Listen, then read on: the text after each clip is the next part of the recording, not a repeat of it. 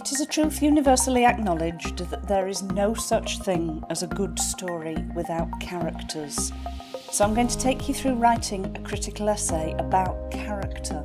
It's a really popular question type. SQA in particular will almost always have a character question, so it's a really good one to know what you're doing with. First of all, I'm going to take you through different types of character and different ways to categorise characters that you will find in novels and plays. And these are your 5 types. The protagonist, who's the main character, the antagonist, who's their enemy, the foil, who's kind of there to reflect some of the characteristics of other characters, a catalyst, who might be there to make things change, and minor characters who can have a range of functions, but again are often just there to flesh out a novel and make it feel more realistic. So if we start with the protagonist is officially the singular main character on whom the plot is focused. Writers break rules. You may well find you've got a novel for which it's very difficult to pick out one character, especially when you've got a pair who seem to travel together or do everything together. So sometimes you seem to have more than one protagonist, but officially there's only meant to be one. The protagonist experiences conflict. They are the person who is at the centre of that narrative arc, the person who has a journey ahead of them and things to deal with. That conflict could be internal, they could be battling with their own morality. It could be external, they could be facing circumstances which challenge and cause conflict for them. The protagonist learns something of significance during the course of the story. They have to change because otherwise you don't really have a story, a narrative arc, which makes them a dynamic character. A dynamic character is a character who changes during the course of a story. If the protagonist hasn't learnt anything, hasn't changed their mind about anything, you haven't really got a satisfying plot and a satisfying conclusion. And the protagonist is usually somebody that we have some sympathy for, at least by the end of the novel, if not at the beginning. There might be somebody that you're not terribly keen on at the beginning. Somebody like Emma in Jane Austen's Emma, who is bossy and interfering and thinks she knows it all at the beginning of the novel and has learnt a bit of humility by the end. There are characters that you don't initially take a liking to. Worth remembering there that a sympathetic character is not one who feels sympathy for other characters. It means a character for whom the reader feels sympathy. So we move on to the antagonist. The antagonist is the adversary of the protagonist. Not always necessarily a bad guy in every traditional sense of the word. Just somebody who is against the protagonist, is there not always as much as an enemy, but their adversary has some conflict with them. And they are the source of external conflict for the protagonist. They're the person who stirs things up and causes trouble and needs to be dealt with. Somebody who might be an Iago scheming and plotting against Othello, or something a little more subtle, but still that source of conflict.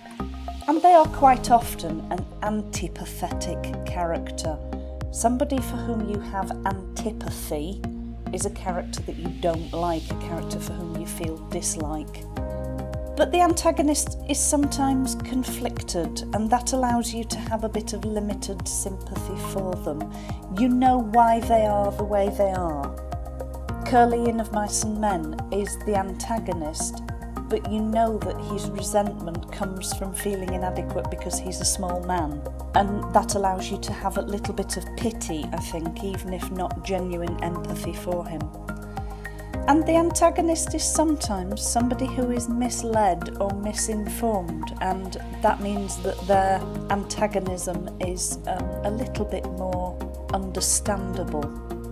Claudio in Shakespeare's Much Ado About Nothing jilts hero at the altar, abandons the wedding, calls her all sorts of names in front of her family and the whole audience, and at that point in the plot seems very much like the antagonist and is treated as the antagonist by other characters. But Claudio has been deceived by Don John, and he is misled and misinformed, so that by the time you realise that and the plot is unravelled, you're willing to forgive him. The next type of character is the foil, and this idea comes from the fact that jewellers used to display gems on a foil, literally a metal foil, which would allow light to reflect back into it, and the role of the foil is kind of to reflect and illuminate the character of the protagonist. So they're frequently seen with the protagonist, and quite often they share some of the protagonist's qualities, and that's kind of to encourage you to compare them and to see them as similar, but there are key differences. They intensify the protagonist's characteristics by contrast. Draco Malfoy is quoted as being a foil to Harry Potter. I would argue that Ron is a better foil to Harry because he shares more of Harry's characteristics, and that means that the points of difference make Harry seem more special.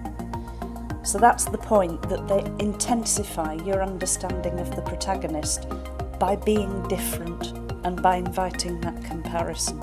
But the foil is also quite often a sympathetic character, somebody that you like, somebody that you want to see succeed and that you're rooting for. The next type of character is the catalyst, and a catalyst, just like in chemistry, forces change or makes something happen more quickly, but isn't the protagonist and isn't the person affected by the change. And a catalyst is quite often a static character who doesn't change and doesn't change their point of view or their character in any way throughout the course of a novel. The catalyst is just there to speed things along and make things happen. It's worth knowing that catalysts can also be events as well as characters in a novel. So in Romeo and Juliet, you could say that the catalyst is the business of the letter to Romeo being delayed in the plague house. That's a catalyst event rather than a catalyst character. And then you quite often have a host of minor characters in a novel, and the minor characters can play different roles, perform different functions. Sometimes they're a partial foil to either the protagonist or the antagonist. They can be a mentor character, somebody who's there to provide advice and a sounding board and sympathy. Sometimes they're just a passive vehicle to facilitate a plot device or to illustrate a theme. A minor character who facilitates a plot device in The Great Gatsby would be Myrtle. Myrtle is there purely to be Tom's mistress and to reveal the fact that Tom is unfaithful to Daisy, and she's also there as a plot device because she is the character who is killed at the end, which brings about the climax of the novel and brings about Gatsby's death. So a minor character can be really important for being either there to be a foil to the other characters or to facilitate a plot device or make a theme visible. And quite often minor characters are just stereotypical or symbolic.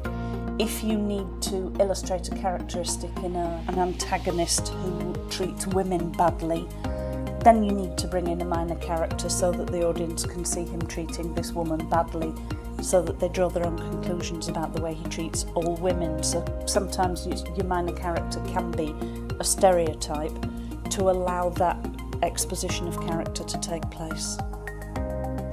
How do writers do it? Let's have a look at some of the techniques for portrayal of character.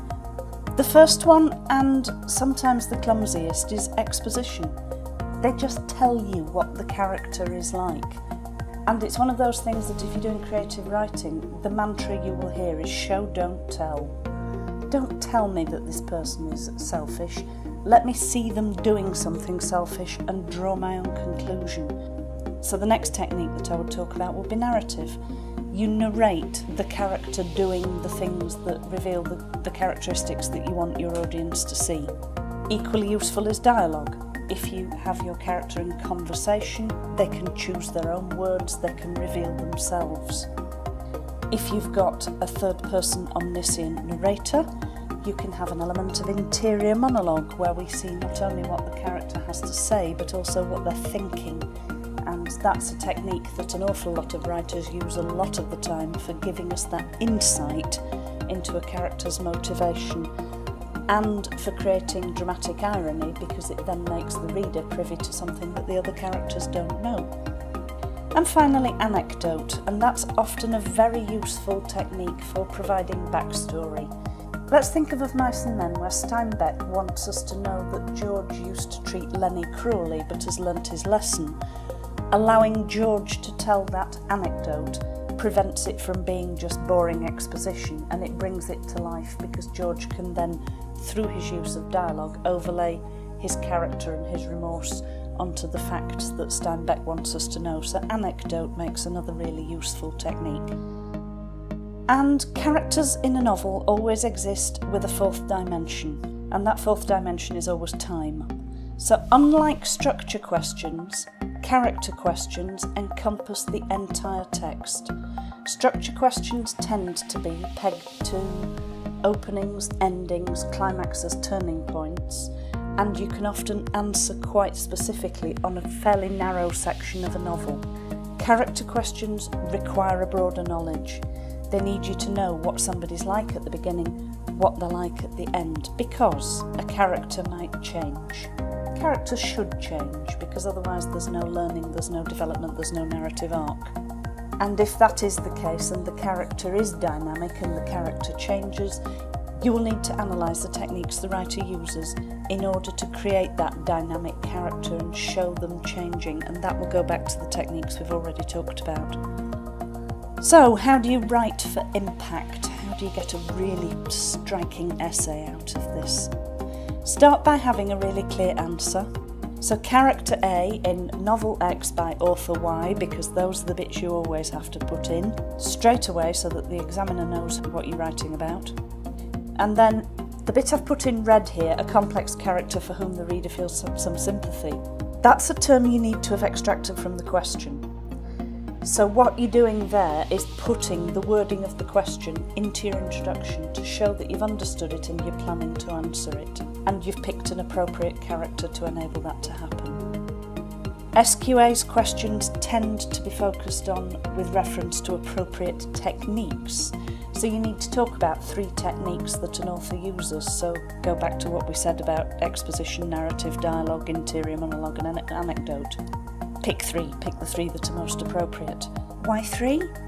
I would just pick 3 because it's that power of 3 Hebrew number of completion thing that just makes things in 3s feel nice and complete and tidy.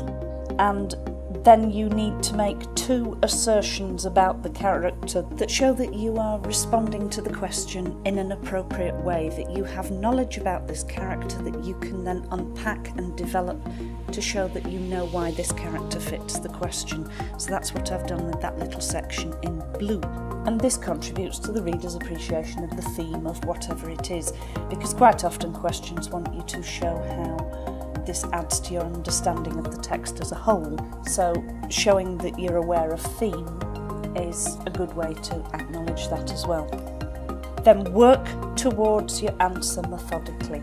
Analyse the techniques you've talked about and come back to those 2 key words that you used that you think are your interpretation of why this character fits this question.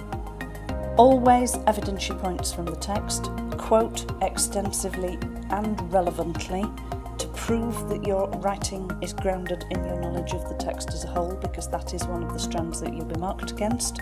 And conclude it effectively. Start with a good concluding phrase so we can see that in summary or whatever it's going to be, and sum up the points that you have made without repeating them, without introducing any new material. And if there is a quotation which encapsulates your argument, end with it. And here's a list of vocabulary. Quite a lot of it I've already used. I think the only thing in there that I haven't really is epithets, and that's when we talk about honest Iago or brave Macbeth, or when an adjective is pegged to a character as a way of describing them and almost naming them with it. So epithets are a useful thing that some writers use more than others.